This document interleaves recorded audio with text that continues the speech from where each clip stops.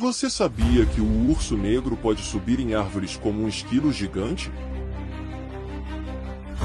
Apesar do nome, ele nem sempre é preto. Alguns são marrons, loiros e até cinzentos. E o mais curioso, ele hiberna, mas pode acordar se sentir fome ou perigo. Ah, e mesmo com esse tamanho todo, eles conseguem correr até 50 km por hora. Natureza é insana, né? Curtiu? Então deixa o like e me segue para mais curiosidades selvagens.